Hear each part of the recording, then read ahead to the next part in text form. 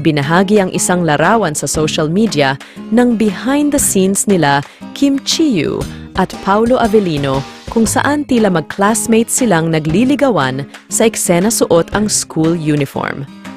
Sa larawang ito, makikita ang dalawang aktor na tila nagiging magkasundo at masaya habang nasa set ng kanilang serye. Ang eksena sa serye ay nagpakilig sa kanilang mga tagahanga.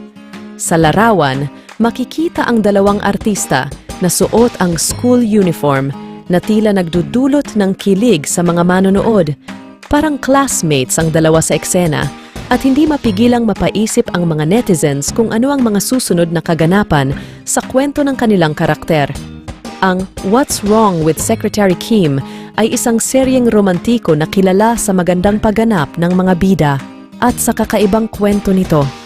Isa itong Korean drama na nakuha ang atensiyon ng mga manonood sa buong mundo. Sa pagpasok ng dalawang sikat na Pinoy aktor, tila mas lumawak pa ang interes at excitement ng mga manonood, lalo na sa mga tagahanga ng serye. Sa kabila ng kanilang busy na schedule, tila nagiging maganda ang samahan ni Kim Chiu at Paulo Avellino sa likod ng kamera. Maraming netizens ang napapansin ang natural na chemistry ng dalawa at umaasa sila na ito'y magpapatuloy sa kanilang on-screen partnership.